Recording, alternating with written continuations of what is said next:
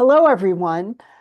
This is the Transition Table, and I am Diane Hartz-Warsoff, your host. And today, I'm thrilled to have Emily Griesing, who is the CEO of Bossible, to talk about company branding. Emily, why don't you give a little intro first? Sure. Thank you so much for having me, Dion. I'm excited to be here today. So, I run Bossible, and we are a brand strategy and thought leadership company, and we work with small to mid-sized businesses nationwide on figuring out how to position themselves in the market to stand out so that they can grow and reach their goals.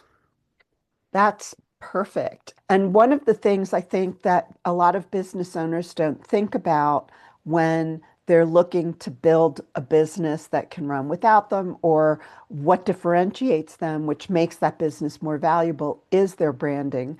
So, what are some of the things that you think about when you are working with business owners in terms of their company branding? Totally. So before I start to build anything, so any tangible asset like a logo or a website or a campaign of some kind, is I always do brand strategy first. I'm a strategy first person. My background's in market research. So that's where I like to start. And the reason for that is I like to really get granular with the owners in the C-suite about some of the big questions. So things like, who is our target audience? Why are they our target audience? How do we fit in the marketplace? What makes us stand out? So those are our value propositions. So what would make someone hire us or buy our product versus somebody else? As well as what sort of the personality of the brand? What can people expect when they're working with you? Is it more formal, more tech oriented? Is it more open and warm and personable? Kind of thinking about some of the intangibles as it relates to a brand, because when I present on branding and brand strategy, really the term that I use is branding is meaning beyond a name. So again, when you see the word Nike, it didn't mean anything until we had Just Do It and all the Right, visuals and words and tone that come around something like that. That now right, when we right, right, think of right. that brand, we have a feeling around it. So I do that, and I think it is important for businesses of all sizes to create that. You don't have to be a billion-dollar company to make a brand that resonates with people. So that's generally how I begin my process. That sounds great and more unusual. So it sounds like your value proposition is that you look at all of those things before you even develop a strategy. Yes. And so another question is obviously developing a strategy is important, and then implementation is always the hard part. So, what are the ways that you help businesses implement their strategy based on what you found out from your brand positioning? Sure. So, like I said, once we've agreed and identified what the feeling and look of the brand is going to be, as well as who we're trying to target and why, I start to figure out. So, we've figured out these are the types of groups that are the ideal client for us. Where are those types of clients? So, if it's a B2B type business, which is what I am and what you are, where are the places that those type of decision makers operate, both virtually online as well as in person? And then I try to identify the places that make the most sense to resonate with that audience. So that might be certain events, that might be writing in certain trade publications, that might be joining organizations and getting your name out there in front of people who are your peers or potential customers or clients. So I basically, by identifying that, or online, right?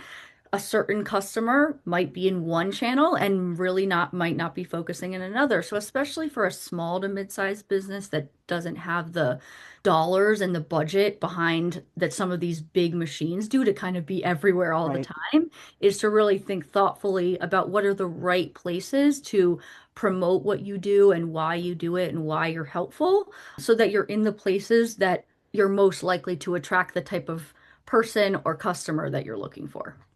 So, what would that look like, say, for a smaller to medium-sized business doesn't have 10 or $20,000 a month to throw at a whole bunch of stuff to see what sticks?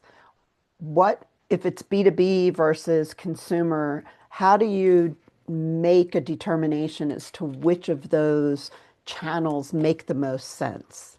Sure. Well, for starters, I have a pretty good understanding of what the big channels are and who the audiences are that operate on them. But aside from that, just industry knowledge and research that I know and have access to, I also like to hear from the business, like where have you had success or what has not worked?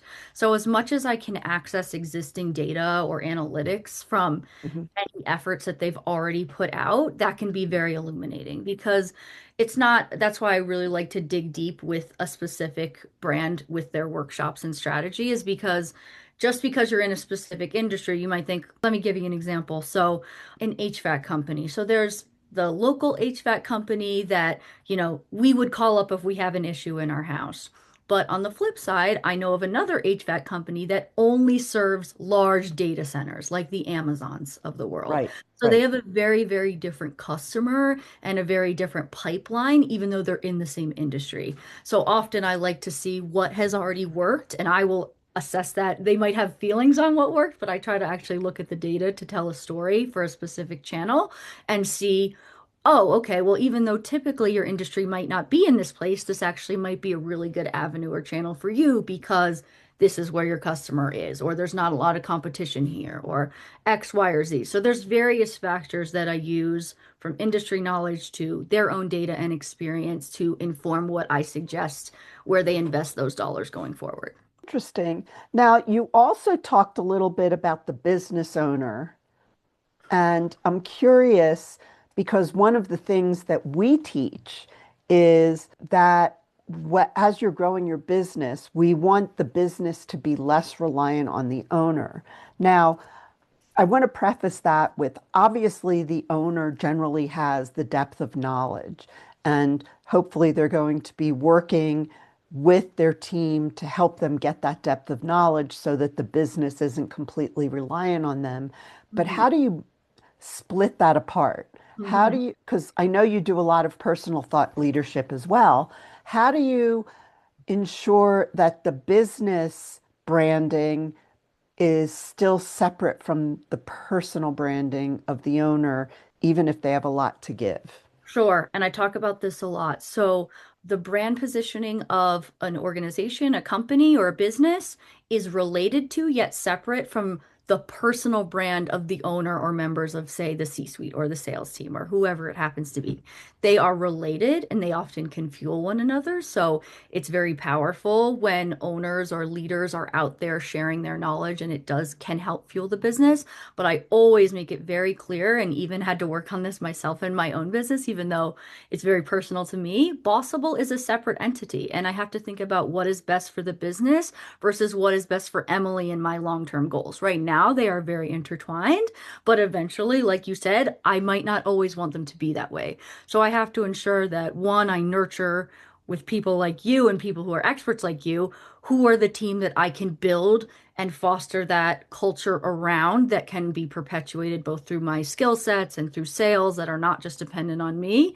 But at the same time, a personal brand is always going to be valuable to a leader, whether they're currently in a business looking to sell, to attract attention, to seek their next Right. opportunity. So ideally, they're a one-two punch. So if you're overly reliant just on the personal brand of the leader, that can be very hard as it relates to the growth that you're talking about and the transition to the next phase.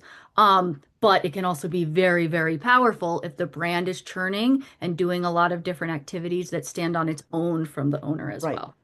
So it's something that we build to get that you can build together, That's what I ideally yet would like to do. keep you have the business and the owner a little bit separate so that there there is some blurring, but it doesn't confuse prospects that you're going to ABC company, you're not going just for Bob.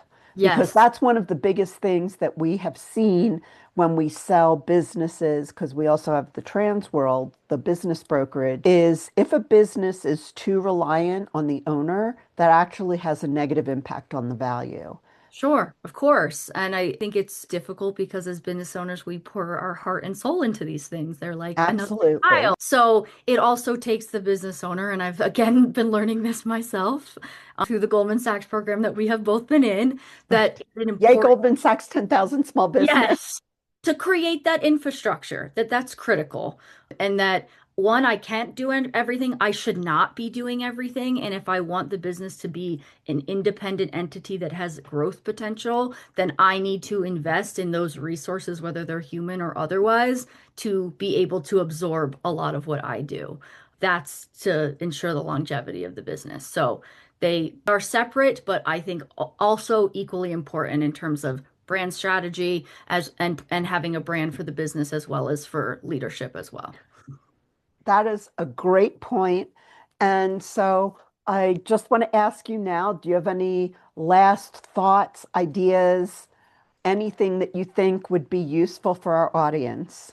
Sure. I guess I would say, and just again, business owner to business owner, is seek experts who do the things that you don't do and do them well. And from a branding perspective, you can tell when someone has, from the visuals or the tone or the way things look and function, when they've invested in an expert, and it really draws and resonates with people versus people who kind of take the DIY approach. So if you have not set time and energy to do some of this work for the business and you were eventually looking to potentially grow and sell, then I strongly advise that you get folks that do it and not, your neighbor or your kid or somebody else who you might think might be a good fit to do it because you can absolutely tell the difference and so can your customer. Excellent point. So I will put it in the show notes, but how can people reach you? Oh, perfect. Yes. So it's all right here, but my business is called Bossible. All my handles are ITS, Bossible, like the word possible, but with a B. So it's bossible.com or Emily at It's Bossible. And then all my social handles are under It's Bossible as well. Or I'm happy to connect with any of you on LinkedIn to discuss any of these topics further. Great. Emily, thank you so much. And I appreciate your time today. And thank you, everyone. And we'll be back shortly with another episode. Thank you.